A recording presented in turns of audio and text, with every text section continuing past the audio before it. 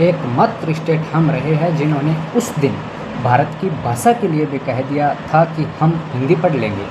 बाकी किसी ने नहीं कहा। भारत के तमाम राज्य, पंजाब कह रहा है हमें पंजाबी पढ़नी है, गुजरात कह रहा है हमें गुजराती पढ़नी है, महाराष्ट्र कह रहा है हमें मराठी पढ़नी है, साउथ कह रहा है हमें अपनी पढ़नी है, नॉर्थ ईस्ट कह रहा है हमें अपनी पढ़नी है। दुर्भाग्य हमारे पक्ष में आया कि हम भारत के हिंदी स्टेट घोषित कर दिए गए। नई शिक्षा नीति आई और इसमें कहा गया कि भारत के तमाम बच्चे 5वीं तक अपनी मातृभाषा में शिक्षा लेंगे। मुझे उस दिन बड़ा रोना आ रहा था कि उसमें मातृभाषा के नाम पर हमारी मातृभाषा हिंदी लिख दी गई।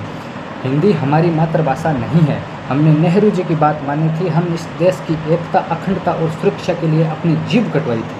हम हिंदी राज्य नहीं है, हमारी लैंग्वेज थी, हमारी मदर टंग थी, पर हमने भारत के लिए उस दिन हमारी मदर टंग को छोड़ा, इसलिए जीभ भी कटाई है। प्राउड फील होता है कि मैं उधर चूरू का रहने वाला हूँ। मैं चूरू, सीकर, झुंझुनू के किसी गांव से गुजरता हूँ तो 99 के युद्ध में ऐसा कोई गांव नहीं है जिसका कोई शहीद नहीं हुआ हो। पूरा झुंझुनू और सीकर भरा पड़ा है। कभी जोधपुर में शेरगढ़ की तरफ निकलते हैं तो देखना गांव गांव में शहीदों की प्रतिमाएं लगी हुई है और तमाम राजस्थान की ये स्थिति है।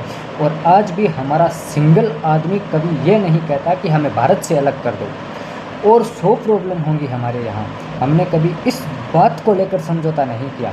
कई बार लोग और कहते हैं कि जैसे ये प्रॉब्लम चलती है ना कि कश्मीर में प्रॉब्लम चलती है कि वहाँ पर मुस्लिम मेजॉरिटी है, मुस्लिम रहते हैं इसलिए लोगों में प्रॉब्लम है, या पंजाब में चलती है तो वहाँ पर सिख मेजॉरिटी है, अलग धर्म के लोग हैं इसलिए प्रॉब्लम होती है। मैं कहता हूँ हमारे 4 ज़िले इस बाउंड्री पर आते हैं, बड़े तौर पर 4 ज़िले आते हैं, गंगानगर, बीकानेर, बाड़मेर और जैसलमेर।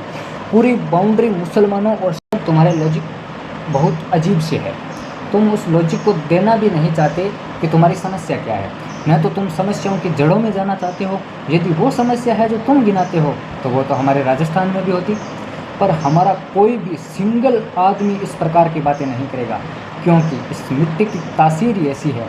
कभी इस भारत को बचाने के लिए हम लड़े थे, कटे थे, मरे थे, और एक आधे दिन नहीं पूरे 500 साल लड़े थे। हम एक युद्ध हारे थे 1192 में तराइन में। अगले 100 साल में पूरे भारत पर उनका कब्जा था। अगले 100 साल में बंगाल पहुंच गए थे वो लोग।